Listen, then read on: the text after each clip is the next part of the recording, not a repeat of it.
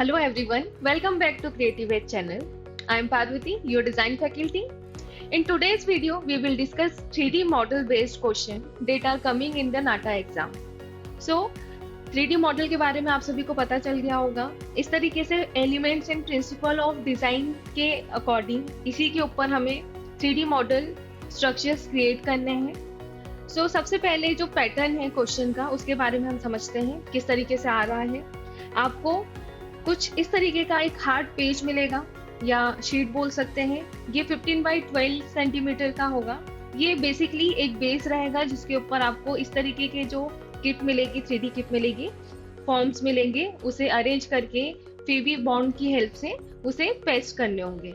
सो ये हमारा साइज रहेगा। इसके बाद में ये जो क्वेश्चन है ये आपको 30 मार्क्स का यहाँ पर मिलेगा जिसे आपको कंप्लीट करना होगा। अब principle of design and elements के बारे में समझते हैं। सो बेसिकली ये जो स्ट्रक्चर हमें क्रिएट करना होगा by the help of 3D forms, इसमें हमें कुछ भी आ सकता है। अभी तक के जो क्वेश्चंस आए हैं उसमें आपको स्पेशियस बेडरूम बनाने के लिए आया हुआ है, या सिमेट्रिकल असिमेट्रिकल स्ट्रक्चर क्रिएट करने के लिए आया हुआ है, या आपको बोल सकते हैं यूनिटी आपके स्ट्रक्चर में दिखनी चाहिए, एम्फेसिस दिखना चाहिए, एम्फेसिस भी आ सकता है, rhythm, contrast, proximity, repetition, variety, alignment, proportion, white space, hierarchy, movement and last balance. Okay, अब ये जो प्रिंसिपल्स हैं ये हमें काफी अच्छे से समझने होंगे, इनके मीनिंग्स हमें समझने होंगे। अब हमें यही जो एलिमेंट्स हैं, प्रिंसिपल्स हैं, उन्हें प्रैक्टिकली करके दिखाना होगा। इसकी प्रैक्टिस करना बहुत इंपॉर्टेंट है। इसके साथ साथ आपको कई बार ऐसा भी हो सकता है कि आपको इमोशन बेस्ड 3D स्ट्रक्चर बनाने के लिए आ सकता है, या तो आपको बोल सकते हैं आपको काम दिखाना है। सो काम के लिए यदि हम शेप साइकोलॉजी देखें या फॉर्म साइकोलॉजी देखें, तो काम के लिए हम हॉरिजॉन्टल लाइंस क्रिएट करते हैं, राइट। हम काम्स के लिए क्या करते हैं, कुछ इस तरीके से हमें काम शो करना रहता है तो हम लाइंस क्रिएट करते हैं। इट मीन्स हम जो भी स्ट्रक्चर क्रिएट करेंगे उसमें वो जो अरेंजमेंट होगा वो हॉरिजॉन्टल होगा। तो इस तरीके से हमें प्रॉपर चीज़ों को समझना है, इसके पीछे की जो साइकोलॉजी होगी उसको समझना है और हमारा स्ट्रक्चर को क्रिएट करना है। अब ये जो स्ट्रक्चर क्रिएट हम कर रहे हैं ये प्रॉपर हमारा एक्चुअल में जो सपोज यूनिटी आता है तो यूनिटी के अकॉर्डिंग स्ट्रक्चर प्रॉपर क्रिएट होना चाहिए। इसके साथ साथ ये अट्रैक्टिव भी दिखना चाहिए, कितना आप इसमें कुछ नया क्रिएट कर रहे हैं या क्रिएटिव क्रिएट कर रहे हैं, ये बहुत इम्पोर्टेंट यहाँ पर है। तो हमें यही सब चीज़ों को ध्यान में रखते हुए इस क्वेश्चंस को सॉल्व करना है। अब आज की वीडियो में हम थोड़ा सा स्टडी करेंगे कि किस तरीके से यदि हम यूनिटी दिखाना चाहें तो किस तरीके से हम हमारे जो फॉर्म्स हैं उन्हें अरेंज कर सकते हैं। सो यूनिटी के लिए हम कुछ इस तरीके से जो डिफरेंट फॉर्म्स हैं उनको साथ में अरेंज कर सकते हैं और यूनिटी को दिखा सकते हैं। Suppose just a second, I am creating base. कुछ इस तरीके से हम बेस क्रिएट करेंगे। सपोज 15 बाई 12 का ये बेस है। I am using this A4 size paper. Okay, actual में जो साइज रहेगा वो 15 बाई 12 रहेगा। ये किसी स्टूडेंट्स के थ्रू मुझे पता चला है।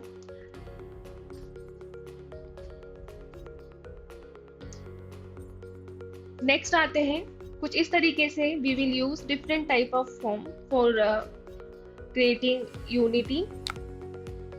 हम इस तरीके से डिफरेंट फॉर्म्स क्रिएट करेंगे। आप भी इस तरीके से कुछ फॉर्म्स को क्रिएट करके पहले ड्रॉ करके देन इस तरीके से हम फॉर्म्स बना सकते हैं और यूनिटी और बाकी के जो हमारे एलिमेंट्स हैं उनकी प्रैक्टिस कर सकते हैं। सो आप सभी देख रहे होंगे डिफरेंट फॉर्म्स को मैं यहाँ पर यूज कर रही हूँ और कुछ इस तरीके से यूनिटी शो कर रही हूँ। ठीक है, हम यूनिटी कैसे एक्चुअल में जो मीनिंग होता है हमें उसी को यूज करना है, उसी को फॉलो करना है और हमारा जो कंपोजिशन है उसे बनाना है।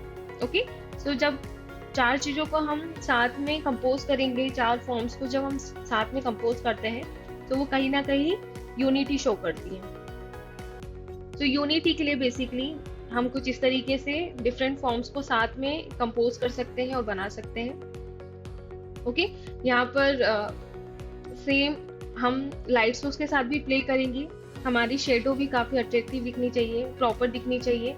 सो कुछ इस तरीके से आप देख पा रहे होंगे कितनी अच्छे से यहाँ पर कोन की शेडो यहाँ पर फॉल हो रही है या क्यूबॉइड की शेडो यहाँ पर फॉल हो रही है। इवन सिलेंडर की जो शेडो है वो भी काफ़ी अच्छे से यहाँ पर शो हो रही है। सो कुछ इस तरीके से हम यूनिटी को शो करेंगे। नेक्स्ट आते हैं, यदि हम मूवमेंट दिखाना चाहें, so basically it is not compulsory कि सारे हम जो फॉर्म्स क्रिएट कर रहे हैं या स्ट्रक्चर क्रिएट कर रहे हैं वो हॉरिजॉन्टली क्रिएट करें। हम वर्टिकल भी क्रिएट कर सकते हैं, एक के ऊपर एक भी क्रिएट कर सकते हैं। ये हमारे ऊपर डिपेंड करता है कि हम किस तरीके से सोच रहे हैं और बना रहे हैं। सो ये फर्स्ट हमारा यूनिटी हो गया है।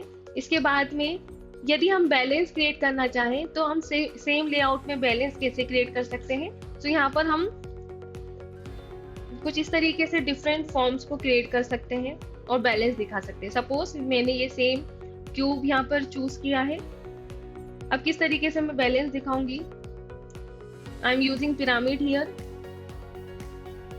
अच्छा, ये जो बैलेंस है ये हम डिफरेंट फॉर्म्स को ले सकते हैं। सपोज मैं यहाँ पर बैलेंस क्रिएट कर रही हूँ तो हम सिमिलर फॉर्म्स यूज कर रहे हैं। आप चाहे तो दो क्यूब की जगह कुछ इस तरीके से एक सिंगल क्यूबॉइड भी ले सकते हैं, तो ये इक्वल हो गया ऑलमोस्ट, तो ये भी बैलेंस हो जाएगा यदि हम दो फॉर्म्स को कुछ इस तरीके से यूज करते हैं। या फिर यदि मैं दो पिरामिड को इस तरीके से यूज करती तो भी वो एक क्यूबॉइड के इक्वल होता। ओके, सो इस तरीके से भी हम बैलेंस शो कर सकते हैं। इट इज नॉट कंपल्सरी कि हम जो फॉर्म्स है उनको रिपीट करें। हम कुछ इस तरीके से दो हेवी फॉर्म्स को लेकर किसी एक हेवी फॉर्म के इक्वल क्रिएट कर सकते हैं। नेक्स्ट आते हैं, ये हमने बैलेंस सीखा। इसके बाद में वैरायटी के लिए भी अगेन हम डिफरेंट फॉर्म्स को यूज करके यहाँ पर हम वैरायटी दिखा सकते हैं। अब नेक्स्ट आते हैं, यदि हम काम शो करेंगे सो हम कुछ इस तरीके से काम को दिखा सकते हैं। कंटिन्यूटी में हमें दिखाना है।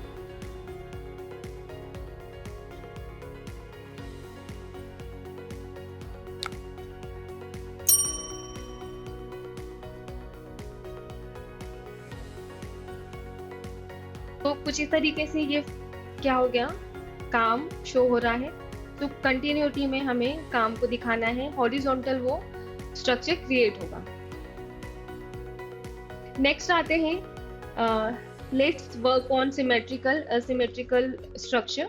तो सिमेट्रिकल के लिए हमें इक्वल बैलेंस क्रिएट करना होगा, सिमेट्री क्रिएट करनी होगी। सो हम कुछ इस तरीके से कंपोज कर सकते हैं। अब ये जो कंपोजिशन है ये आपका कंप्लीट दिखने के साथ साथ अट्रैक्टिव भी दिखना चाहिए, कितना डिफरेंट आप सोच पा रहे हैं ये दिखना चाहिए। तो कुछ इस तरीके से हमें बनाते समय थोड़ा सा स्पीडली काम करना होगा। और ये वाला जो पार्ट है ये हमारी प्रैक्टिस से होगा। ऐसा नहीं है कि आप एट अ टाइम आपको कुछ कंपोज करने के लिए मिल रहा है और आप तुरंत कर रहे हैं। ये प्रैक्टिस, इसमें आपको प्रैक्टिस आवर्स देने होंगे। तो कुछ इस तरीके से हम एक सिमेट्रिकल वर्क कर सकते हैं। सेम यदि सेम एक क्यूबॉइड को मैंने लेकर इसके ऊपर ऐसे रखा तो भी ये मेरा एक सिमेट्रिकल स्ट्रक्चर क्रिएट हो गया है जो काफी अट्रैक्टिव दिख रहा है। तो इसी तरीके से हमें वर्क करना है। नेक्स्ट आते हैं, इसे और ज्यादा, अब हमारे पास मल्टीपल यहाँ पर फॉर्म्स है। तो कुछ इस तरीके से अगेन आई एम यूजिंग कोन। कुछ इस स्पेस में मैं क्या कर रही हूँ, कोन को क्रिएट कर रही हूँ। तो ये क्या हो गया, मेरा एक बैलेंस कंपोजिशन क्रिएट हो गया। हम ट्राई करेंगे जितना हम 1 पॉइंट पर्सपेक्टिव को यूज में ले रहे हैं या 2 पॉइंट पर्सपेक्टिव को यूज में ले रहे हैं, हमारे ऊपर डिपेंड करता है। अब सपोज ऑलमोस्ट सारे यहाँ पर जो फॉर्म्स है मेरे 1 पॉइंट पर्सपेक्टिव में क्रिएट किए गए हैं। तो जो टॉप वाला मेरा फॉर्म है उसे मैं इंटेंशनली क्या कर रही हूँ, 2 पॉइंट पर्सपेक्टिव में मैंने यहाँ पर क्रिएट किया, जिससे ये काफी अट्रैक्टिव दिखा है। तो इस तरीके से हमें थोड़ा सा वेरिएशन पर वर्क करना है, थोड़ा सा हमें दूसरों से अलग वर्क दिखाना है, जिससे क्या होगा, हमें ज्यादा मार्क्स मिल सकते हैं। नेक्स्ट आते हैं, अब एसिमेट्री के लिए हमें यदि वर्क करना है तो इसके लिए भी हम डिफरेंट फॉर्म्स चूज कर सकते हैं। कुछ इस तरीके से, सपोज यहाँ पर यदि प्रिज्म है तो प्रिज्म के अलावा मैं ये वाला जो प्रिज्म है इसे कुछ इस तरीके से यूज कर लूंगी। इसी तरीके से क्यूबॉइड को मैं कुछ इस तरीके से यूज में लूंगी।